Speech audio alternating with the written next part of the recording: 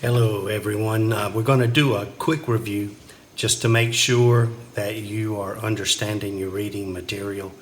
I'm not going to do everything for you. You've got to read the material. You've got to answer those questions for the test review. Make sure you do highlighting, taking notes. The majority of the work is on you. But very quickly, let's just review the material to make sure we're all on the same page. So, first thing is by now, hopefully, you understand the separation of powers and where in the Constitution are the powers separated. And over the last 4 tests, you've learned what Article 1 is, what Article 2 is, what Article 3 is.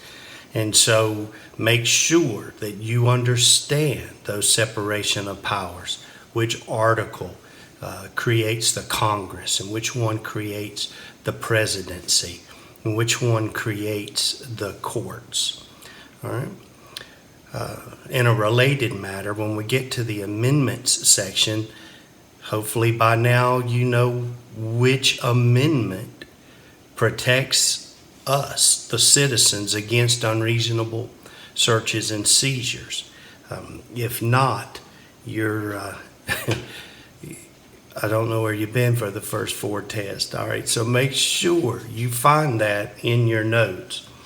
All right. If there's a place where I see students get confused, it's the difference between a seizure and an arrest, and what level of suspicion that an officer has to have to do each of those things. So first, let's deal with a seizure is not an arrest. It's something less than an arrest, whereas an arrest is a seizure. So let's make all that in plain English, make it make some sense. A seizure is when a reasonable, prudent person under the circumstances would not feel free to leave. If you've ever been pulled over in your car by a law enforcement officer, you've been seized. I'm hoping you didn't run from the police. Instead, I'm hoping you pulled over and submitted to whatever was going on. When you do that, you have been seized. It's not reasonable to think that you can just leave that situation, all right?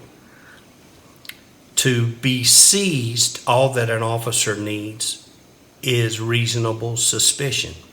If that officer can articulate why he or she pulled your car over, that's all that is required. It's a very low level of suspicion. If we were looking at it on a thermometer, if I could visually draw something for you, it would be at the bottom third of that thermometer, maybe around 30%, 33%. The officer does not have to be certain, does not have to be sure. The officer only has to be able to tell in court why he felt like or she felt like you needed to be stopped, whether you're on foot, in your car, at the mall. The officer merely has to give a reasonable suspicion to seize someone. And what this does is give the officer time to investigate. So if you're driving your car and you're weaving all over the road and an officer pulls you over, they're going to articulate the reason in court that they stopped you is because you crossed the center line 4 times and went across the fog line 2 times within a 1 mile distance on the highway. But does that mean, because the suspicion is going to be that you're intoxicated, but does that mean you're drunk? No. And so the officer can seize you and investigate to see what's going on.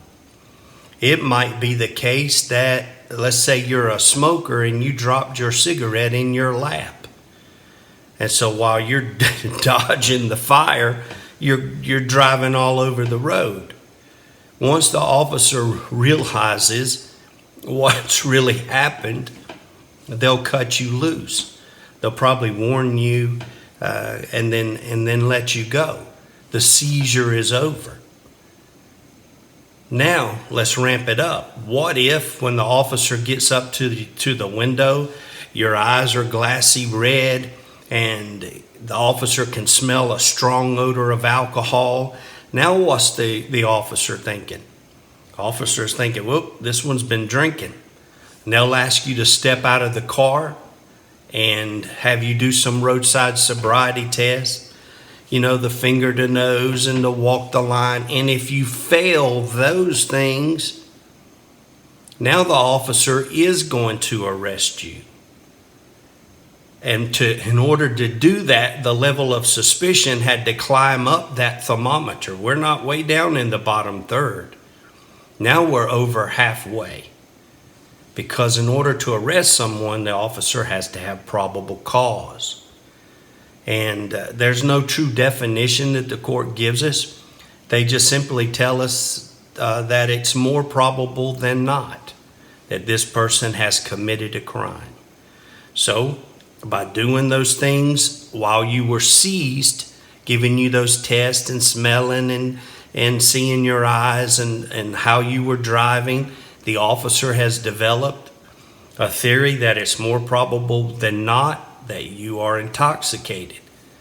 Now you are under arrest. So go back to my original statement. The original statement says a seizure is not an arrest. On the other hand, an arrest is a seizure. Because if you are arrested, a reasonable, prudent person under the circumstances would not feel free to leave. So, let's make sure we understand what is a seizure and where are we at on our level of suspicion. And I'm hoping by now you're telling me when a person is seized, that's a reasonable, prudent person doesn't feel free to leave under these circumstances. That only requires reasonable suspicion. At the same time, I also hope that by now you realize when a person is under arrest, that's a higher level of suspicion, and that requires probable cause. All right. Let's see what else our lesson plan covered today. All right. How about, even though North Carolina does not have citizens arrest, you might be in a situation, hopefully never happens to you, but if an officer ever asks you for help, let's say you're driving by an officer at 2 o'clock in the morning and he's pulled a car over and you can see that there's a person on the side of the roadway just beating the heck out of that officer, just pounding away, and you decide, I'm going to stop and help that officer. And when you start to make your approach, that officer is like, please help me. When those magic words are said, you are basically deputized, for lack of a better term. And when that happens, in that moment, you become a law enforcement officer. You have the same rights that the officer has. In a sense, this officer has temporarily hired you. And so you have the ability at that point to lay hands on this person, to stop them from beating that officer. You can take that person into custody, meaning where are we at on the thermometer, right? You are basically placing that person under arrest. You have some leeway that the officer doesn't have. For instance, you're not going to be sued for your actions. At the same time, if you were to get hurt trying to help this officer, the department's workers' comp is going to help with your medical attention. You won't have to help pay your hospital bills. It's going to be just like you're an employee of the agency. Some other things to remember about this. If you were to walk past a situation like that and the officer asks for help, you're under no obligation to give help. You can just keep right on minding your business and walk right on by. And there's no charge going to be brought against you. You do not have a legal obligation to help the officer. All right? So what have we learned from this? If an officer asks you for help, you don't have to give help. But if you decide to, you have the same rights that an officer has. You can take a person into custody. You can use force. You can't be sued. And you're not going to be held to any kind of criminal liability. Like the suspect can't have you arrested for assault. All right? That's the main takeaway from if an officer asks you for help. All right, what about, let's assume for a moment you are an officer and you decide you're in a situation where you're going to arrest someone. What the law states, what the Constitution requires, is due process. That means we have to give notice. We don't want a suspect wondering, why am I being put in hand? Why am I in custody? And so to help prevent those situations from occurring, the officer has to do basically three things. Now, as we get started in these three things, I want you to keep in mind, you do these things as soon as it's practical. If you start to do step one and then the person punches you in the mouth, you don't have to rush through step two and step three and then take care of your business. You go through this process as soon as it's practical. All right, so let's assume this is a peaceful arrest. We don't have any issues. What are the three things we're going to do? Number one, we're going to identify to the person, hey, we're a law enforcement officer. We're going to display a badge. We're going to tell them. You can't always, you've seen undercover officers, right? So if you walked up to a person and you're wearing plain clothes, they're not going to know who you are. And so you're going to have to identify yourself. And so that's step number one. You identify yourself as a law enforcement officer. The second thing you're going to do is tell the person you are under arrest. That lets them know, hey, you're not free to leave. You're in my custody. All right, and then step three, we're going to tell them why. There's our notice. That's what the Constitution requires. We don't want it to be a big mystery. We're going to tell them why they're under arrest. They're going to hear it again when they get to the clerk's office or the magistrate's office for the bond hearing. The magistrate, if they agree with your probable cause, they're going to tell this person, hey, you're under arrest, this is what's for, and then also give them a court day, and then perhaps a bond of some type. And then they'll hear it again when they get to court. So multiple times in the United States of America, a suspect is going to hear why they're in custody. Due process requires that. So there's the three steps. So now let's put it into a real story. One time I was working, it was my day off actually, and I was in a deli eating lunch with a couple of my friends. I'm just in plain clothes like I'm wearing today. And I go into the bathroom to wash my hands before my meal. And so a young man walks in behind me, and then another young man walks in, and while I'm washing my hands, I'm watching them in the mirror.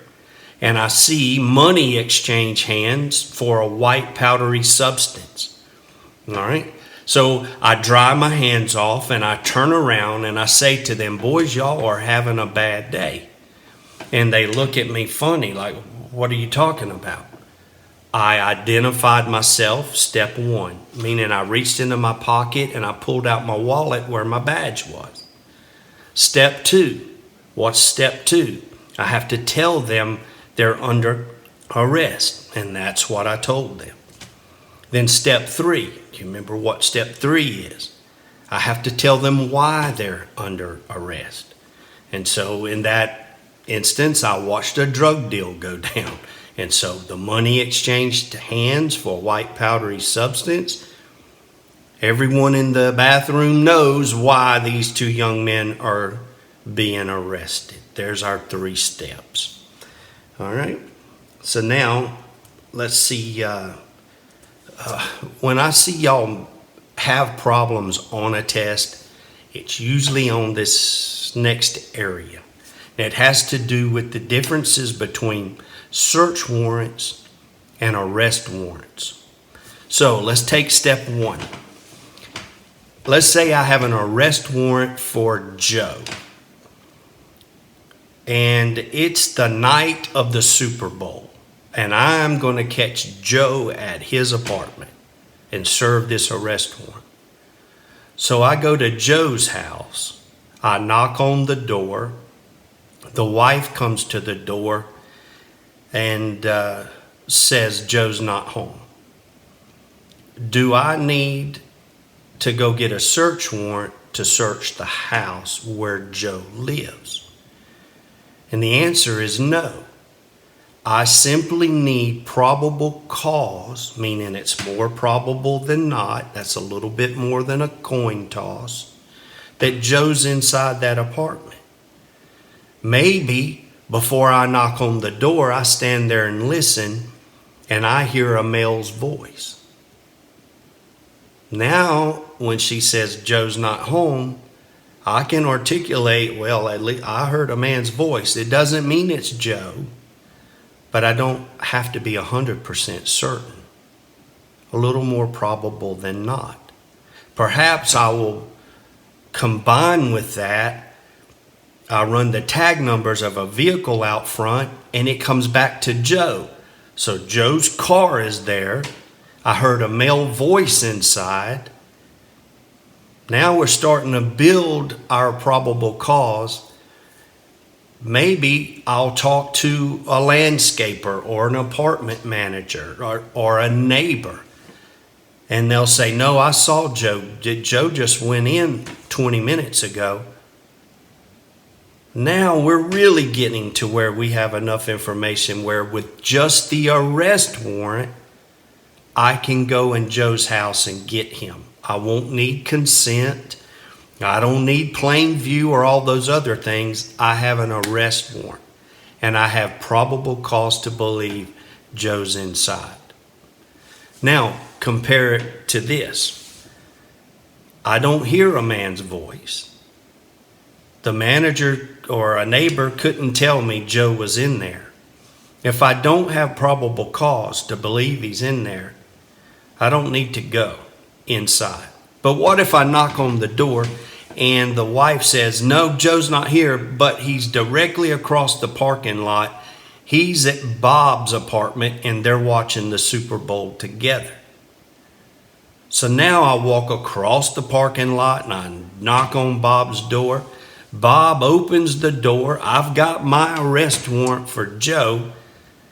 And lo and behold, I can see right there in front of me the guy I'm looking for sitting on the couch. In fact, he looks over at me and waves. Can I go in that apartment and get him? And the answer is no. In order for me to go into a third party's residence, I've got to have a search warrant. Now, I've got enough PC to get one.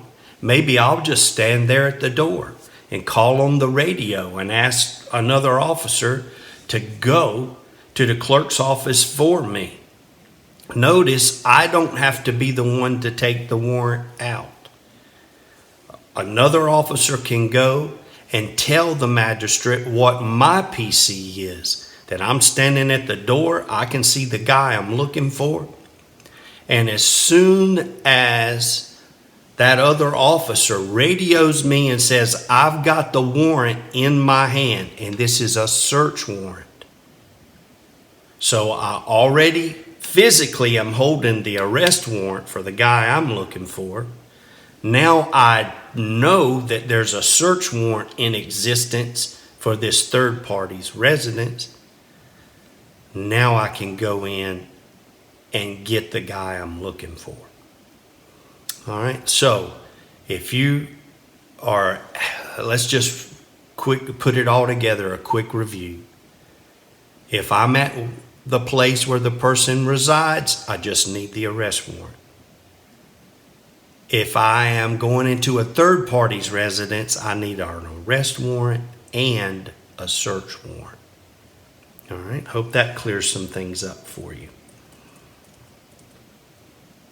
All right, whenever an officer uses force, and generally that officer is going to be brought into a civil review board or end up in civil court because he or she's been sued, the court is going to use a test to determine, was the force the officer used reasonable?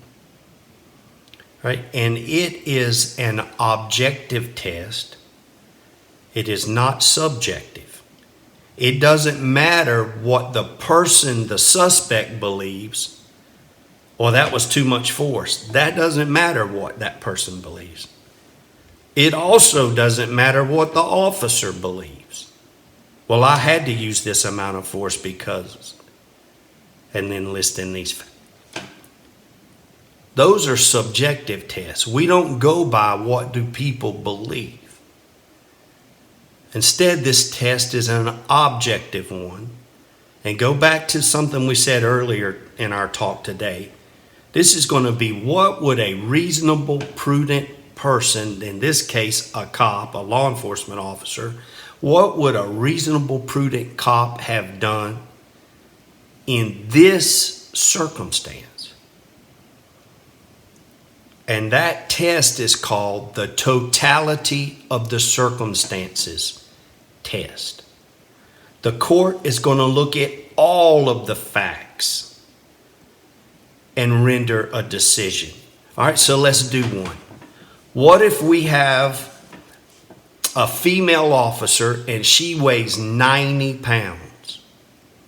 And the person that she's trying to take into custody is a college football player, 280 pounds, 6'6", and he decides he's just going to beat the living daylights out of this officer and starts beating her in the face, and now she's going down on the ground and she's about to go unconscious, and she decides to draw her weapon and shoot this suspect.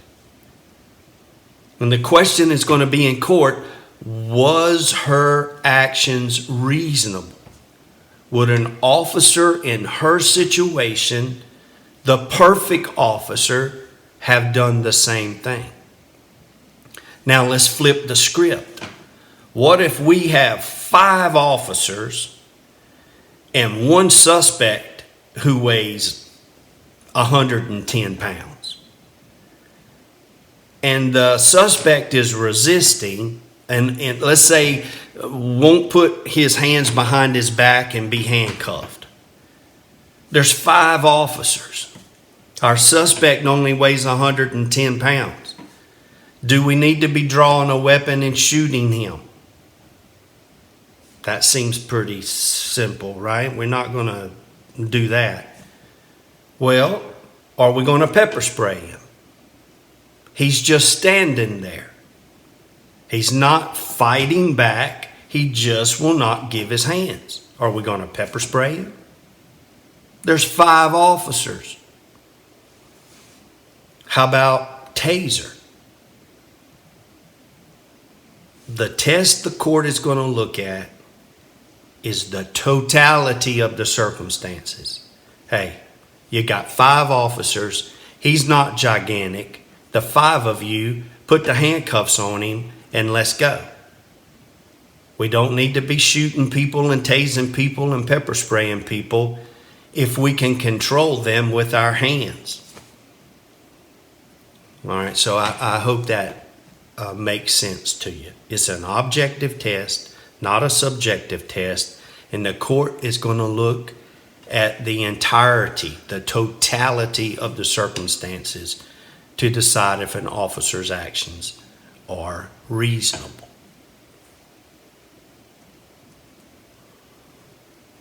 All right, so what are some situations where an officer is that the actions will just going to automatically be deemed unreasonable? And the easiest way to deal with this situation is look at the facts of what the suspect is doing. Is the suspect actively resisting or passively resisting? Let's do some examples of being passive. The suspect is in a vehicle and you ask them, you're the officer, and you ask them to step out of that vehicle and they ignore you. Maybe they're gripping the steering wheel and won't let go. They're just acting like you don't exist. That's passively resisting. They're not coming towards you. They're not presenting force to you. They're ignoring you. That's passive resistance. When a person is passively resisting, we as law enforcement officers need to be very careful in what kind of force they use. They don't have to stand there on the side of the highway all day while the person grips that steering wheel. But at the same time, they don't need to be punching the person in the head. They don't need to be pepper spraying. They don't need to be tasing. In fact, the Fourth Circuit has stated you cannot tase unless a person is actively resisting, meaning they're coming towards you, they're presenting the aggression. Then you can tase. Some other circumstances, what about people that are blocking a street? Maybe they're linking arms with each other. Let's say they're protesting abortion and they're blocking a moving lane of travel. And when you walk up and ask them to move, they refuse, okay? They're all under arrest now. Resisting and delaying an officer, blocking the moving lane of travel. And they're not coming towards you. They're not presenting aggression towards you. They're sitting passively with their arms linked. That's not a time where we need to be tasing people and shooting people. I hope that is just common sense, right? So that is what, when you look at the section in the reading material talking about force, and they're basically asking you, what are the potential circumstances of excessive force? We want to be very, very careful about anyone who is passively resisting. If a person is actively resisting, then you can strike with a baton. For instance, if a person is walking towards you with a knife, you can use your baton, your pepper spray, your taser, or your firearm. Right? You don't need to be getting stabbed and cut. But if the person is standing there and just hugging a tree or a stop sign, we don't need to be nailing them with a nightstick or shooting them with a taser. They're passively resisting. All right? I hope that makes better sense to you. And again, what's the test the court's going to use to determine were our actions appropriate? And you're going to say the totality of the circumstances. Okay, where does a person have a reasonable expectation of privacy? And in your lesson plan this week, you were reading material, and one of the areas talked about were open fields. And in open fields, a person does not have a reasonable expectation of privacy. In fact, if it's just, let's say you own 100 acres of land and you have a barbed wire fence and you have no trespassing signs up, maybe every 50 feet or whatever, officers can jump that fence.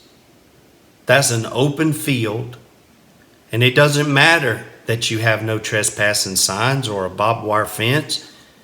The court deems that you haven't created a reasonable expectation of privacy in that area. However, the closer the officer gets to your home, the greater the reasonable expectation of privacy. And as the officer approaches the upkept area around your home, and you've learned in your lesson plan, that's called the curtilage. A person has a right to privacy on that curtilage. That home and that area is that person's castle.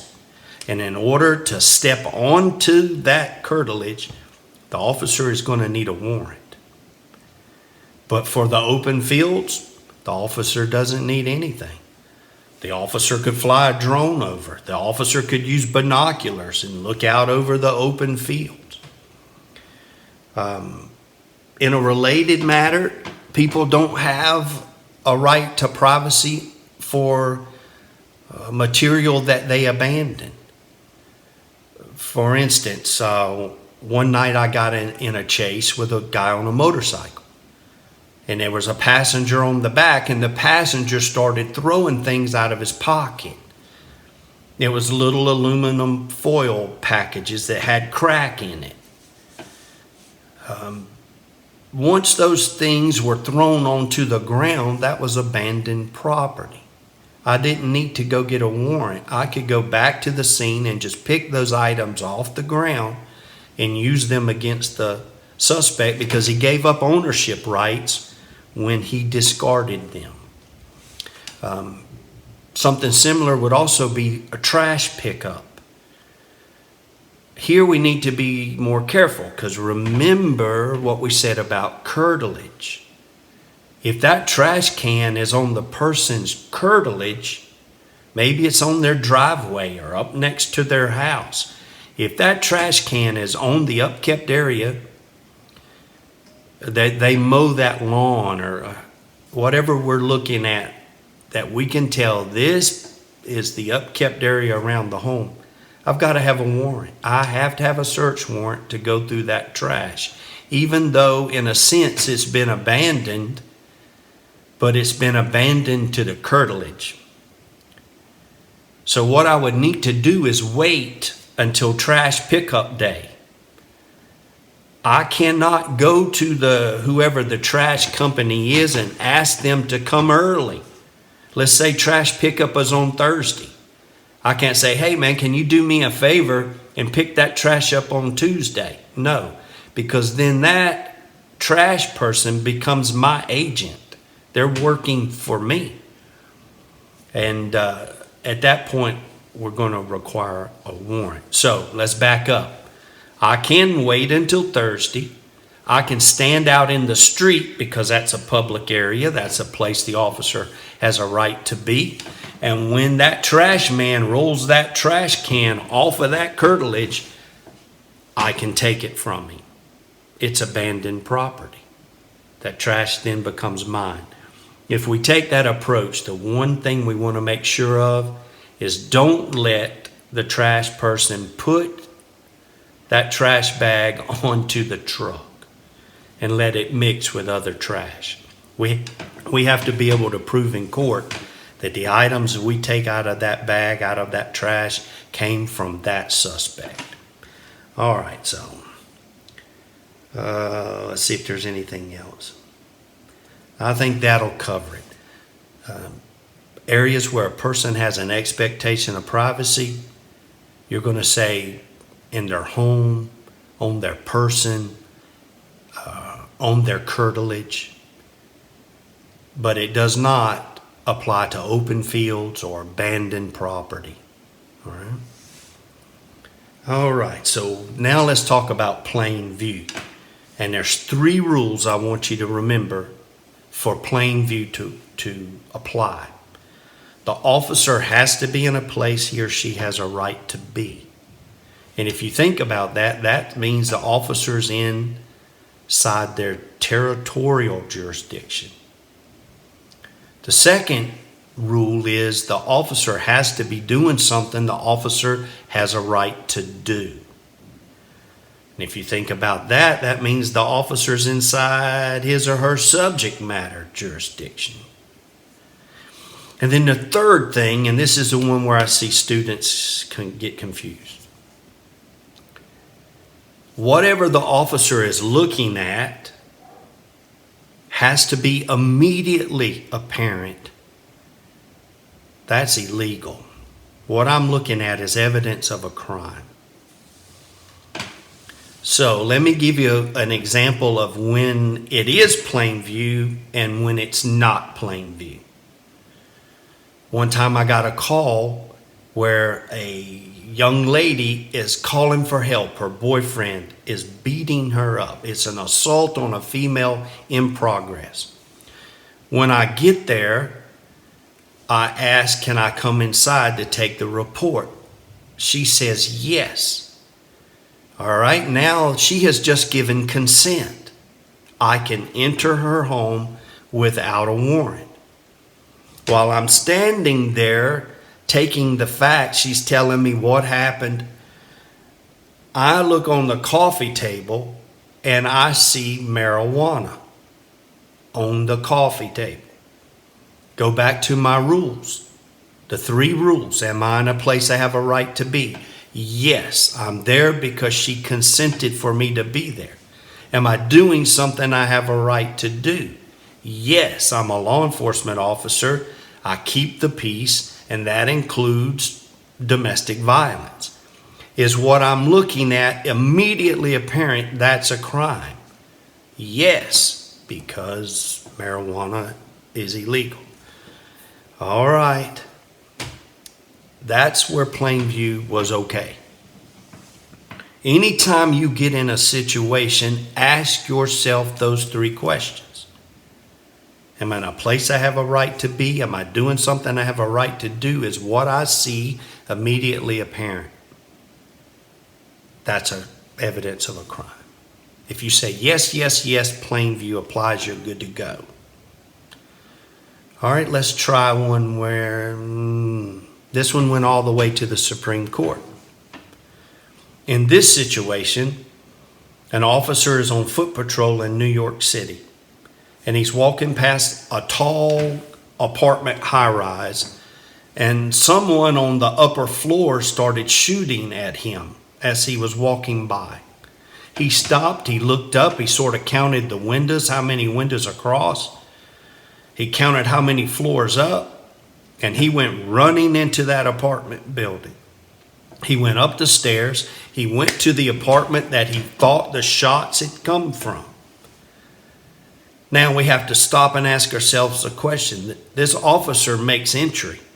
He goes into that apartment without a warrant. Can he do so? And the answer is yes, because of exigency. It was an emergency. There's a person in this building, in that apartment, we think. Remember, we don't have to be 100% certain. We think we're at the right room. That officer can make entry. He kicks the door, he goes in. It's a completely abandoned apartment. There's no one in there. The suspect has fled. But the officer noticed there's no sofas, there's no beds, there's nothing. But off to the right, there is a stereo stack. And the officer, just a couple of days before, had taken a report where there had been a break-in and entering, and what was stolen was a stereo stack. The tuner, the DVD player, the speakers. And this stereo stack matched perfectly the items that were taken from his earlier breaking and entering. So he's thinking, hey, I can recover this stuff and give it back to the victim. All right. Is the officer in a place he has a right to be? Yes. Exigency, emergency. Part 2. Is the officer in a place he has a right to be? Yes. Emergency, exigency. Is the officer doing something he has a right to do? Yes. He's acting within his law enforcement duties to stop an aggressor who is shooting into the public. But number 3 is it readily, immediately apparent that what he's looking at is evidence of a crime? And in this particular case, what the officer did, he could not read the serial numbers. And so he moved the stereo stack away from the wall and read the numbers. And sure enough, it was the stolen items he was looking for. However, he could not use the evidence against the suspect because he moved the items. So let's make this come alive, perhaps in something that would happen to a North Carolina officer. What if we have a vehicle that's involved in a hit and run accident, and I have a suspect, and I know where the suspect lives? And so when I go to the house, the vehicle that I believe that's been involved in this hit and run, it fits a description. They told me that they were hit by a green Ford F-150 pickup truck, and lo and behold, in the driveway is a green Ford F-150 pickup truck. And so I walk up the driveway, I look at the front bumper, and sure enough, there's paint on it. Let's say the vehicle that was struck was a yellow vehicle. And lo and behold, there's yellow paint. My question to you is, if we apply the 3 parts, am I in a place I have a right to be? You need to tell me no, because I stepped on that person's curtilage and I did it without a warrant. Once I had my suspect and I saw a green Ford F-150, I needed to go to the clerk's office and get a search warrant and then come back. So anytime you're put in a situation where plain view might be what you're wanting to apply, use those 3 rules. I'm in a place I have a right to be, doing something I have a right to do, and what I'm looking at is immediately apparent. That's evidence of a crime. Let's see.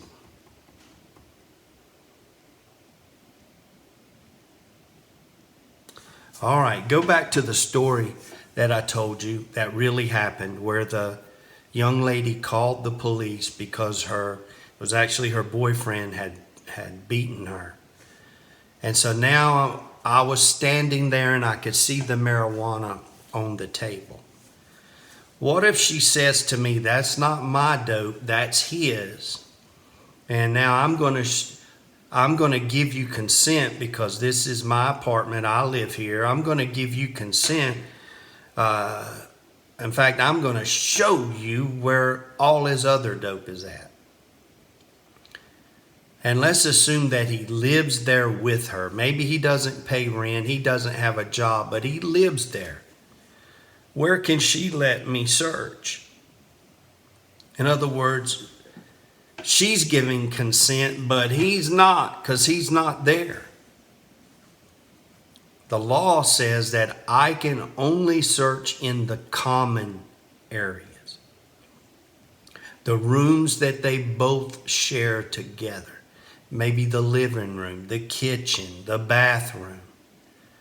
But as we get into more private areas, that apartment renter has limitations on what she can let me search. Let's say, for instance, we get into the bedroom. She could let me search the nightstand that's on her side of the bed, but she cannot give me consent to search the nightstand that's on his side of the bed. Even if it's her furniture. He has a privacy right because he uses that nightstand exclusively. she can't give me consent to search there. All right. Basically, to be safe, you want to say a resident can give consent to search only in the common areas of the residence.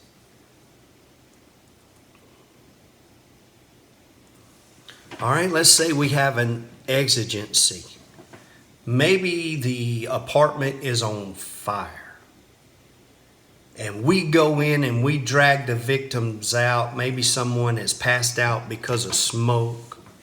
And while we were in there dragging those people out, we saw evidence of a crime. Maybe this was a meth lab and the meth lab exploded and that's why it's on fire. But we've gotten all the victims out. We can also prevent the destruction of evidence. So maybe we're grabbing some things, but then the fire department gets there and puts the fire out. Here's the rule you need to know about exigency. Once the emergency is removed, it's over, you have to stop. And at that point, the things that you saw in plain view, remember, it's on fire. Did I have a right to go in that house and drag bodies out? Yes. I'm in a place I have a right to be because of the emergency. I'm doing something I have a right to do. I'm hired to try to save people's lives. But is it readily apparent that what I'm seeing is a crime? Once the exigency is removed, my right to be inside that apartment or house is removed. But what I saw, I can use to go to the clerk's office and get a search warrant. Come back and then search the place. So that's what I want you to remember about emergencies. An emergency lets you go into a residence. But once the emergency is over, your stay there is over. At that point, you would need to have probable cause. You'll have to go to the clerk's office and get a warrant, a search warrant.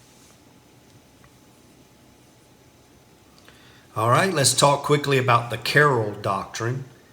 That is a doctrine because vehicles are mobile. We stop a car and then we had to leave and go to the clerk's office and get a warrant or whatever. By the time we get back, those people are going to drive away. They're going to be gone. And so the court is more lenient with vehicles, with objects that can move. And the doctrine we need to remember for this is called the Carroll Doctrine. And what this doctrine allows is it's really like a two-pronged process. To apply it, the vehicle has to be in a public place. It cannot be sitting on private property. If it's on private property, you have to have a warrant. But if the vehicle is in a public place, maybe it's on the side of the highway, a parking lot, wherever they pull over when you put the blue lights and siren on them. If that's in a public place, and here's step 2, you have probable cause to believe that there's evidence inside that vehicle. Without a warrant, you can look anywhere that evidence could be found. So there's some limitations here now. Let's say I'm looking for drugs. Well, that could be found anywhere in a vehicle. So you can search it bumper to bumper, taking the door panels off, the headrest out, the air filter, the spare tire. Anywhere dope can be found. But if what I'm looking for is a bazooka, some kind of military weapon, I can only look where that weapon can be found. And bazookas won't fit in the glove box, so I don't need to be opening the glove box. All right. That's really all you need to know about the Carroll Doctrine. Public place, probable cause that there's evidence in that vehicle, then you can look anywhere that evidence could be found. And folks, that includes purses, coolers, briefcases, trunks of the vehicle if it could be found there. You can literally take a car apart on the side of the highway if what you're looking for could be found there. All right. So now let's talk about searches incident to arrest. Once a person is in my custody, the law allows me to search them before I put them into the patrol car. I'm going to transport them. The law is going to allow me to be as safe as possible. I need to know if they have guns, knives, hand grenades, whatever. And so I can do a very thorough search. It's not just a pat down of their outer clothing. I can reach into places and pull weapons out, and you won't believe some of the places people will hide weapons. I'm trying to not be crude in my description. The officer can go to get the weapon. All right. But that's not all. And when I see students mess this up on a test, it's because they're going to stop there. They're going to say, oh, the officer had probable cause. They searched incident to arrest. They can search the person. And that sounds real good, right? Except you're about to step in it. Because the law also allows you to search the immediate area around the person. The area where the person could reach. And that's called the wingspan rule, or the lungeable area, some of the court cases will say. So, you're going to say back to me, where can an officer search incident to arrest? That officer can search the person and the areas in which the suspect could have reached. So, for instance, let's say that when we arrest the person, they're sitting on the couch. Where can we search? We can search the person and then between the cushions on the couch. If they had a bag of dope on them when you walked in, guess where they put that bag of dope? Or if they had a handgun, guess where they put that handgun?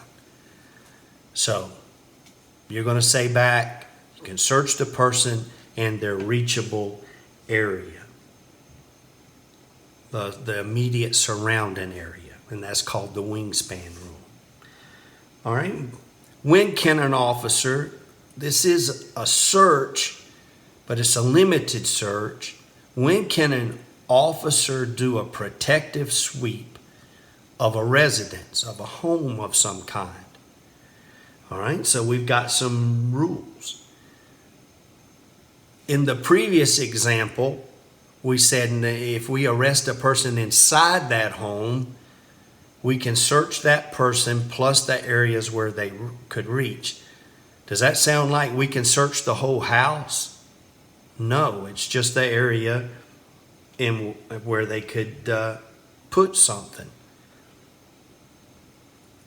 What about if we have probable cause? This one's going to sound real good. We have probable cause that there's a person in the home that's armed. Can we do a protective sweep of the home then? Well, we're sort of halfway there, but we're not all the way there yet. And words matter. Many of you might have firearms in your home, right? Does that mean every time an officer comes in, they can just do a protective sweep of your home? No. It takes something more. And even though probable cause sounds really good, we've got to add something to it. What if we have reasonable suspicion that there's someone in the home that's armed? Well, that's even a lower level of suspicion than probable cause, so that can't be it. Here's what we want to have in order to be right. And it's multiple things. Number one, an arrest has to be made inside that home. Not outside the home or not in a car. You make the arrest inside the house. So we're part of the way there. It sounds a little bit like the person that was sitting on the couch just a minute ago. But we need something more. And what that something more is, we have to be able to articulate a reasonable suspicion that another person in the house is armed. That this house is harboring a dangerous person. So here's how I want you to think of this, and it will help you never forget. What level of suspicion do we have to frisk a person? And hopefully by now, by reading the lesson plan over and over, you're going to say articulable, reasonable suspicion that the person is armed. Notice it's not that they've committed a crime. We can only frisk a person when we have ARS, articulable, reasonable suspicion, that they're armed. Well, guess what? Not only can we frisk a person, but we can frisk a house or a car. And it's the same level on the thermometer. This time we're going to say we can articulate a reasonable suspicion that the house is armed, meaning there's somebody in this house that can ambush us while we're making this arrest. So put both pieces together. When can we do a protective sweep? When we make an arrest inside the house and we have ARS that the house is armed. Somebody's in here. They can jump out and shoot me while I'm trying to get this person arrested. When we have both pieces of the pie, you can walk through that house and look anywhere a person could be hiding with a gun. In closets, I have found a person under the kitchen sink cabinet before. I have found a person in a floor radiator. Some of the older homes have radiated heat, and you can pull that metal grate up. Well, this guy got down into that metal grate, and I found him there. All right? So you can look anywhere that a person could ambush you from. As long as a person can fit in that spot, you can look. So with plain view, let's tie this to something earlier. Am I in a place I have a right to be? Yes. I'm inside the house making an arrest. Am I doing something I have a right to do? Yes. The law allows me, if I can articulate that house is armed, somebody's going to ambush me. And now I open up a closet and there's a dead body in there. Does plain view apply? Is it immediately apparent? Let's say there's a gunshot wound to the head. Is it immediately apparent to the officer, whoops, a crime has occurred? And so in that instance, while I'm doing the protective sweep of the house, plain view applies. And I can use the evidence against a suspect. All right? That's everything you need to know about frisking a home. You make the arrest inside the house, and you can articulate reasonable suspicion somebody in there is armed and can hurt you. You can then look for anywhere that person can hide. Notice there's no warrant. All right, what about, this isn't a Carroll Doctrine question. This is something different than the Carroll Doctrine. The Carroll Doctrine says it's in a public place and I have PC, there's evidence of a crime in the car. Notice how this one's different. Here, I'm arresting someone that's driving a car. Where, if anywhere, can I search in that car?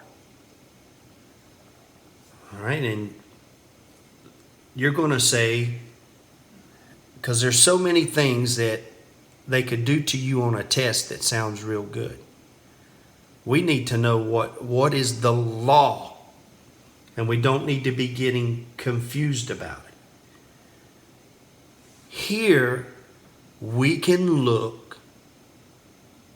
We have to tie our search to what's the crime we're charging the person with. Here's an example. What if all they're doing is speeding? They're going 105 in a 65. Well, that's a misdemeanor, so we're going to arrest. But what was the charge? Speeding. Can I look for evidence of crime in that car? No. They were speeding. But now, let's change the charge. They're weaving all over the road.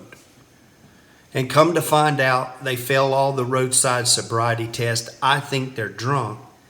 Now, what's the charge? DWI. I can look anywhere in that car, evidence of that crime could be found, except for in the trunk. Do you hear me? Notice how that's different than the Carroll doctrine. Here, the nature of the charge lets me look for evidence of the crime to support that charge. So I can look for beer bottles and whiskey bottles and whatever's related to a DWI, but I cannot look in the trunk. So I can't think of anything else you would need to remember about it. Let's say that the person is violating a gun ordinance. Perhaps they've been convicted of domestic violence in the past. The court has stated they cannot possess a weapon. And now they have just been accused of pointing a weapon at their spouse, and they fled in this vehicle. And now I get in a chase with them. I get them pulled over. Where can I look for the gun? Anywhere the gun can be found, except for the trunk, because it's related to the charge. Right? I hope that makes sense to you. We've talked about when you can frisk a person. It doesn't take PC. It only takes reasonable suspicion. That's step one. But step two is that they're armed. All right, let's give you an example here. One time I got a call. Notice a lot of these are domestic violence. That's sad but true. It's a lot of where an officer spends their time. And the victim in this case said, she gave me the race. This was a black male. He was like 5'8", 145 pounds. He was wearing a black leather jacket, blue jeans, white tennis shoes, and told the dispatcher he's armed with a knife. And as I'm driving into that apartment complex, guess what's walking out? On the sidewalk, I see a person, that exact description. Now, does that mean the young man that I'm seeing is the guy I'm looking for? Is that the only black male in the entire world that's 5'8" and 145 pounds, wearing a black leather jacket, blue jeans, and white tennis shoes? I hope you're saying no. But what does the law allow me to do? From the beginning part of this tape, it allows me to seize him. He's not free to leave. I can start asking questions and investigating to find out, is this my guy? If it's not, I have to let him go immediately. But we also said all I need to be able to articulate is a reasonable suspicion that this guy is armed. This guy is close in space. In other words, he's only a couple of 100 yards away from that apartment. He fits, it's close in time. I got there in about 3 minutes. And he perfectly fits the description. Can I articulate in court why I'm suspicious that this could be my guy? And if you say, yes, I can agree with that, then the court also allows me to frisk him because the victim said he was armed with a knife. And because of that, when I did frisk him in real life, I found the knife. It was my guy. All right? So what do you want to take away for this? When can you frisk? When you can articulate a suspicion. It doesn't take much, folks. It's way down on the thermometer, maybe 30%, 33%. I don't have to be certain. And I can frisk him when I can have a suspicion that he is armed.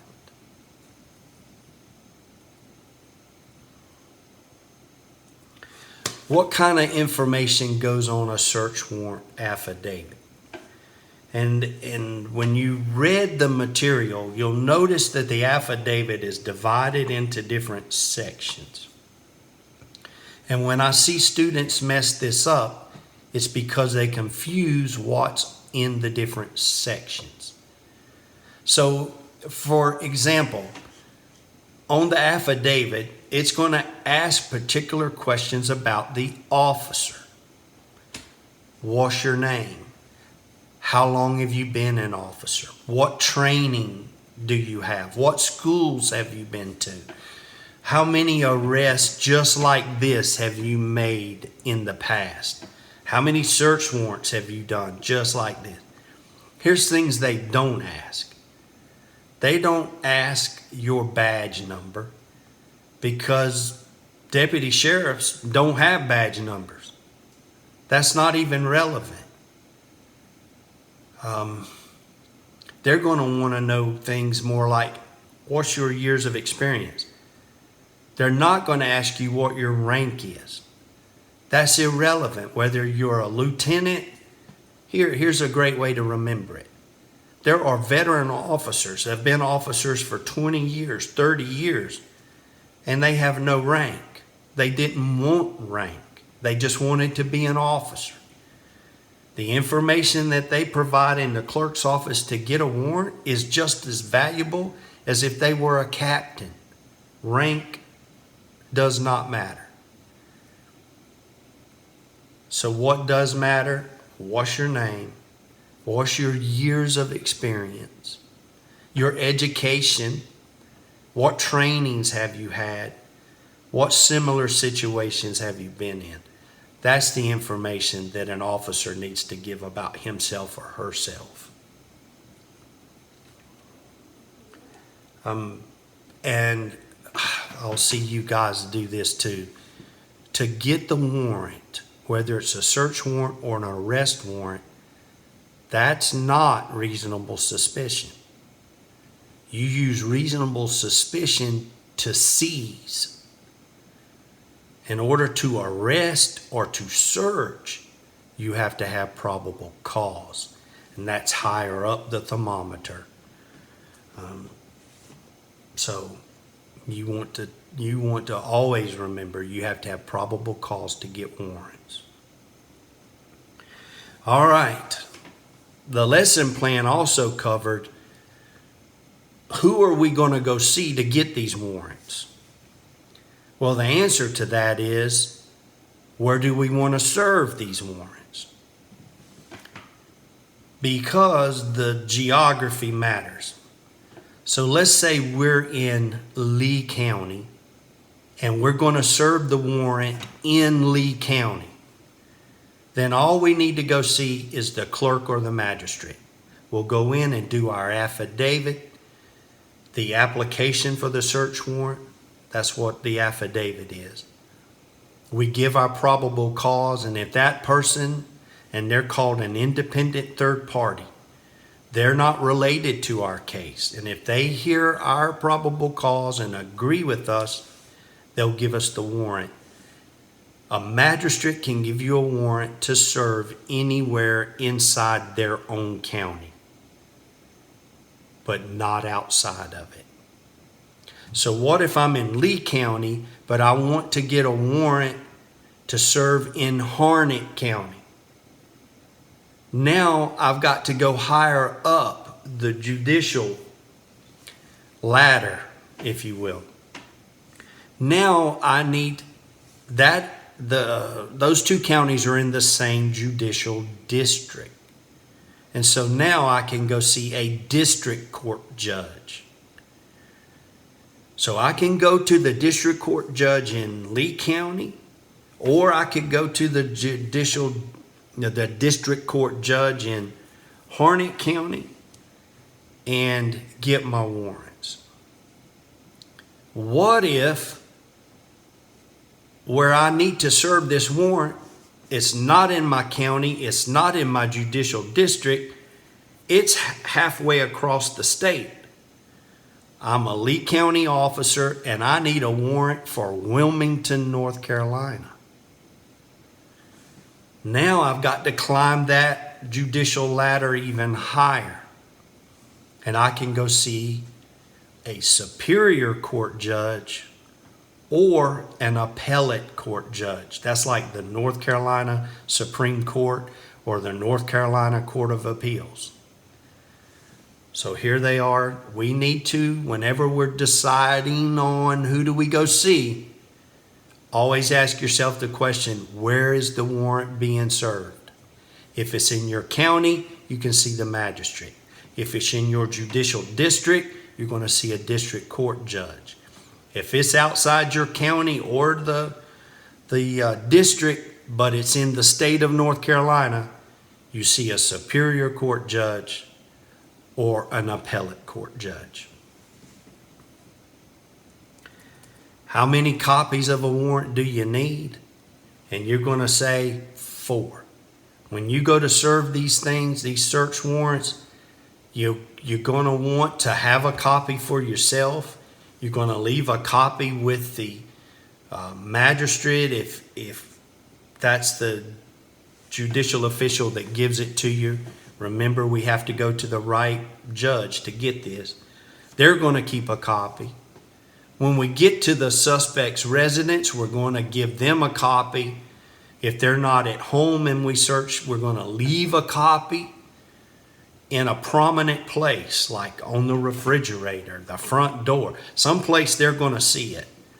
And by the way, as an aside, you're also going to leave them a copy of the inventory of the items you took from the house. All right, so if it's an empty house, they're not at home, is what I mean by that. You leave a copy in a prominent place, and you also leave a copy of the inventory you took. And then the last copy, the 4th copy, is the one you return, showing that yes, we served it, and here's the items we took. So if you ever asked, how many copies do you need? You're going to say 4.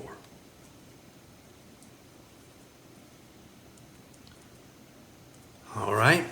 Go back to the search warrant now. We talked about what information we had to tell about the officer. In another section of that affidavit, it's going to ask us to describe the property that we want to seize. And we have to be very particular in what we say. And so here's some examples or some errors that officers will make. We want to be as general as possible, but at the same time, we need to be specific. Here's an example. Let's say that the house we're going to serve the search warrant on, this person is a suspect in a bunch of breaking and entering cases, and we're looking for stolen property. We don't want to limit ourselves to just one piece of the stolen property. And at the same time, there's a good possibility we're going to get in that residence and find other stolen property that we didn't even know about yet. That by hitting this house, we find all this other property. Maybe it's from break-ins that happened 3 counties away.